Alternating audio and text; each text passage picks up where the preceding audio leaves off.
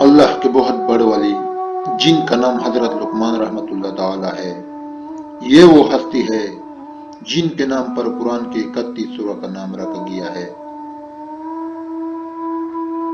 حضرت لقمان نے اپنے بیٹے کو نصیحت کرتے ہوئے فرمایا، اے پیارے فرزند، برائی کی آگ برائی سے نہیں بجھتی، جس طرح سے آگ کو پانی سے بجھایا جاتا ہے، اسی طرح برائی کی آگ کو اچائی کے پانی سے بجھایا جاتا ہے۔ کسی انسان کی موت پہ خوش نہ ہونا، مصیبت زدہ شخص سے مذاق نہ کرنا اور اچائی کو کبھی مت روکنا۔ پیارے بیٹے، تم جس دن سے شکم مادر سے باہر آئے ہو، آہستہ آہستہ دنیا سے دور ہو رہے ہو اور آخرت کے قریب پہنچ رہے ہو، اس لیے تمہیں چاہیے کہ پیش آنے والی چیز کی تیاری کرو۔ تقوی کو تجارت قرار دو تو نفع حاصل کرو گے۔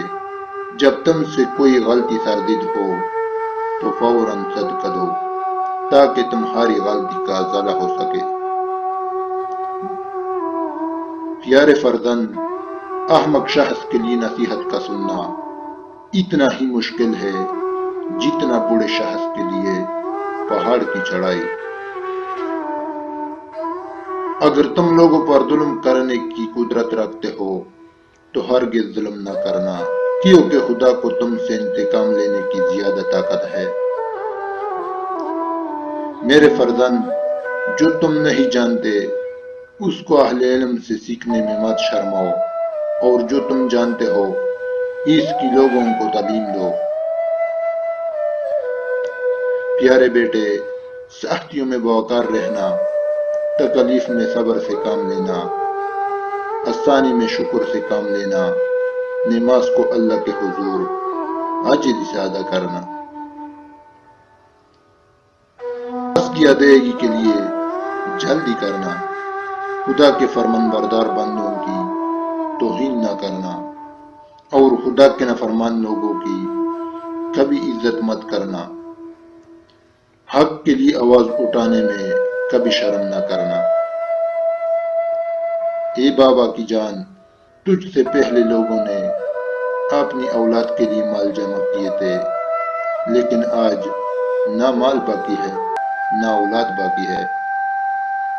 میرے بیٹے، اپنے آپ کو اس بکری کی مانند مت بناؤ جس کو ہارے بارے قید میں چھوڑ دیا جائے اور وہ اتنا زیادہ گھاس کھائے کہ اس سے اس کی موت واقعی ہو جائے، مگر اپنے آپ کو ایک پل سے گزرنے والے مسافر کی طرح بناؤ اور اس پل کی تعمیر سے اس کا کوئی سروکار نہیں۔ اے میرے فرزند، اپنے رس کو چھپانا اور اپنے کردار کی اصلاح کرنا۔ اگر تم ایسا کرنے میں کامیاب ہو گئے تو دشمن سے اللہ تمہاری حفاظت کرے گا۔ اے میرے بیٹے، اپنی بڑی نیکی کو بھی کبھی عظیم مت سمجھنا اور کبھی بھی اپنی چھوٹی سے گناہ کو حقیر مت سمجھنا۔ لوگوں پر کبھی ان کی طاقت سے زیادہ وزن نہ رکھنا، اس لیے کہ تم جیسے ناقابل برداشت تکلیف دو گے وہ تم سے علیحدہ ہو جائے گا۔ اس صورت میں تم اکیلے رہ جاؤ گے، تمہارا کوئی بھائی اور دوست تمہاری مدد نہیں کرے گا، بظاہر ذلیل ہو جاؤ گے۔ جو شخص تمہارا سننا نہیں چاہتا اور تمہارے لیے کسی حق کا قابل نہیں، اس کے سامنے عذر خواہی مت کرو۔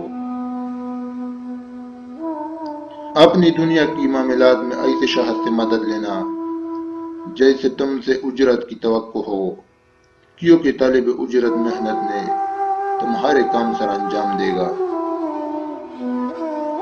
اگر تم بچپن میں ادب سیکھ لو گے تو جوانی میں فائدہ حاصل کرو گے۔ خود غذا کھانے سے پہلے اپنے جانور کو چارہ ڈالنا، اگر کھانا کھانے سے پہلے صدقہ دے سکو تو یہ کام بھی ضرور کرنا۔ سواری کے عالم میں اللہ کی کتاب کی تلاوت کرنا اور عمل کرتے ہوئے تسبیح الہی کرنا اور تنہائی میں دعا کرنا۔